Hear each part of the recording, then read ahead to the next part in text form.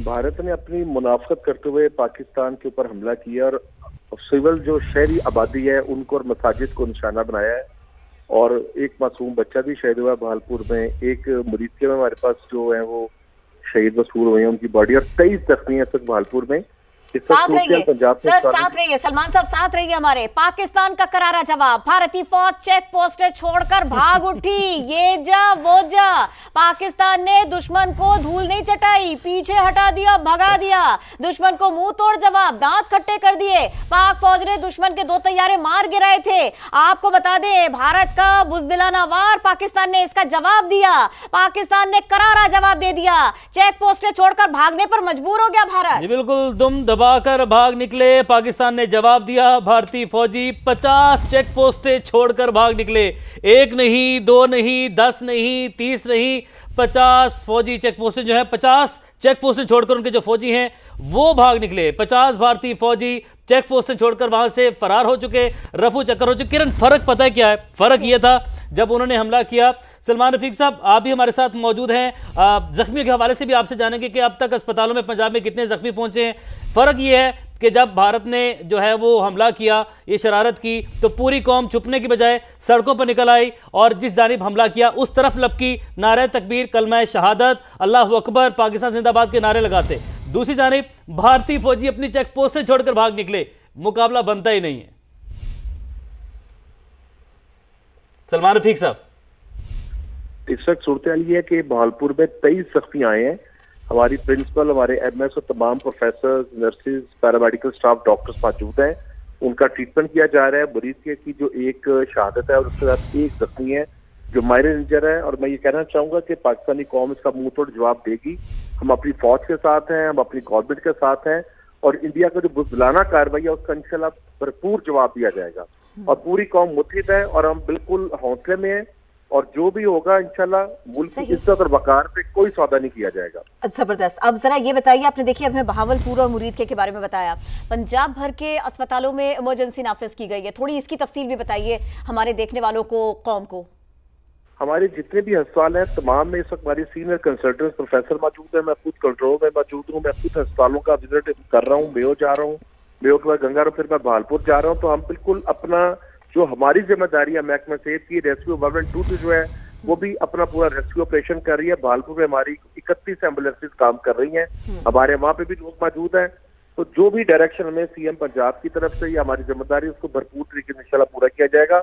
अस्पताल में बहरहाल हम अलर्ट हैं, हमारे डॉक्टर नर्सेज मौजूद हैं। और ये भी बताइएगा, इसका कोई टाइम फ्रेम नहीं है। अभी से जो आप लोगों ने फैसले किए हैं ये कब तक के लिए किए हैं ये नहीं पता, लेकिन आप लोग पूरी एनर्जी के साथ में काम कर रहे हैं। के साथ करेंगे और बिल्कुल अपने डॉक्टर, नर्सेज का, पैरामेडिकल स्टाफ के साथ है। और मैं खुद भी भालपुर जा रहा हूँ। और मुरीदके से क्या इतलात है? वहां पर कितने जख्मी? मुरीदके में एक डेथ की इतला है, एक शहादत है और एक माइनर इंजर है।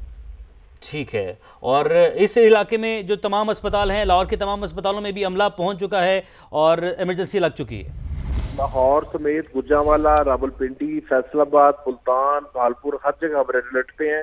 डिस्ट्रिक्ट अस्पताल हमारे रेड अलर्ट पे हैं और तमाम अस्पतालों में बिल्कुल खून के हवाले से, ब्लड बैंक के हवाले से तमाम जो ट्रीटमेंट है उसके पूरे इंतजाम मौजूद हैं। जी ठीक है। वज़ीर-ए-सेहत पंजाब ख्वाजा सलमान रफीक हमारे साथ मौजूद थे, डिटेल्स हमें दे रहे थे। अभी आपको बताते हैं कि पाक छोड़कर भाग निकले और जोली पोस्ट, बडोरी सेक्टर में दुश्मन के 50 फौजी पोस्टें छोड़कर भाग निकले। पाक फौज की भागती भारतीय फौजियों पर फायरिंग और पाक फौज की फायरिंग से दुश्मन की बड़ी तादाद में हलाकतों की इतलात है। किरण, एक और नुकसान पहुंचाया है जो कि दुम दबाकर बुज़दिल, जब पहले उसने शरारत की, पाकिस्तान ने जवाब दिया, भागने की कोशिश की, उन भागते भारतीय फौजियों पर भारत ने वाजे कर दिया अपने नाज़रीन पर, भारत ने आम शहरियों को, सिविलियंस को निशाना बनाया और पाकिस्तान ने उनके तैयारों को निशाना बनाया, उनकी चेक पोस्टों को निशाना बनाया, उनकी ब्रिगेड हेडक्वार्टर को निशाना बनाया और भागते फौजी जो कि दुम दबाकर भाग रहे थे उन पर फायरिंग की, जिससे बड़े नुकसान का जो है वो इतला सामने आ रही हैं। और ये भी आपको बता दें कि पाकिस्तान का मौक़िफ़ बिल्कुल वाज़ेह है,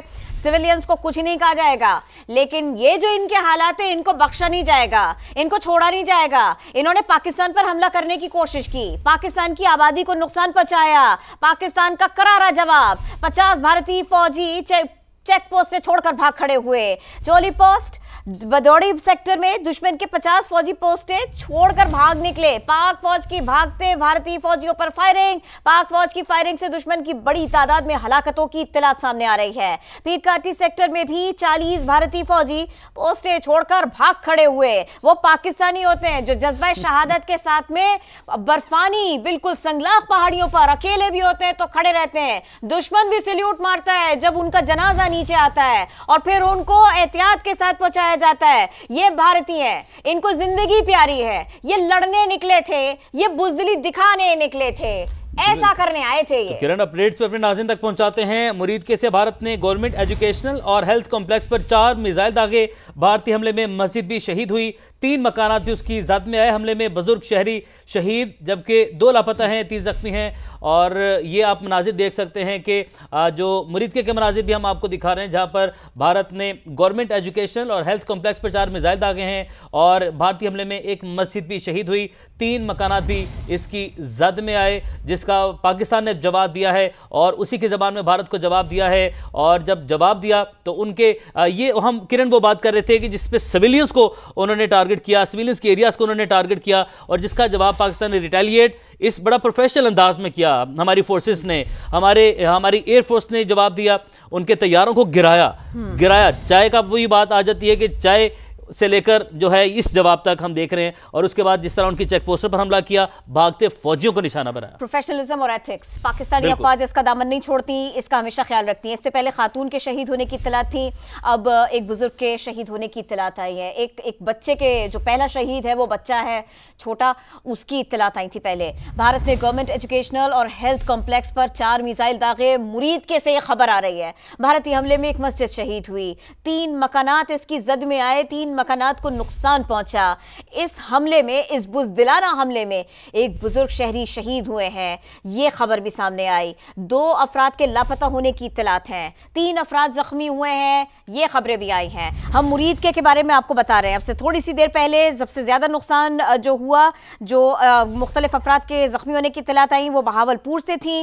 मुरीद के में 1 शहादत रिपोर्ट हुई थी, 1 जख्मी। अब हम इससे जुड़ी ही आपको ये खबर भी दे रहे हैं। वजीर सेहत खुद भी बहावलपुर के लिए निकले हैं, वो कह रहे हैं वो खुद जाकर के वहां पर चीजें देखेंगे क्योंकि वहां जख्मियों की तादाद बहुत ज्यादा है। आम आदमी, आम पाकिस्तानी जो मुसल्ला नहीं है, भारतीय फौजियों को हमला करने के लिए वो नजर आया है। ये इनकी ट्रेनिंग है, ये भारतीय फौजियों का प्रोफेशनलिज्म है। और ये जंग करने किस बात पर आए थे? झूठ का सहारा लेकर पाकिस्तान पर हमला करने के लिए। बुज़दिल भारत दुश्मनी निभाने के लिए आया और वो करने का सलीका भी भारत को ना आया। मुरीद के और बहावलपुर से खबरें आ रही हैं, मुख्तलिफ अफराद के जख्मी होने की खबरें आ रही हैं। बहावलपुर में 23 अफराद जख्मी हुए हैं। आपको मुरीद के में जो नुकसान हुआ है उसकी तफसील भी बता देते हैं। जो समा के नाजरीन जिन्होंने हमें अभी ज्वाइन किया है, पाकिस्तान का भरपूर जवाब भी बताएंगे, लेकिन जरा ये नुकसान भी आपको बता दें। पाकिस्तान के आम आदमी को नुकसान पहुंचाया गया, पाकिस्तान की पब्लिक के ऊपर हमला किया गया। भारत ने मुरीद के में गवर्नमेंट एजुकेशनल और हेल्थ कॉम्प्लेक्स पर 4 मिसाइल दागे। ये याद रखिएगा, ये जहन में रखिएगा, जिन छतों के ऊपर, जिन घरों के ऊपर, जिन मकामात के ऊपर ये मिसाइल बरसाए गए वो बिल्कुल आम लोग हैं।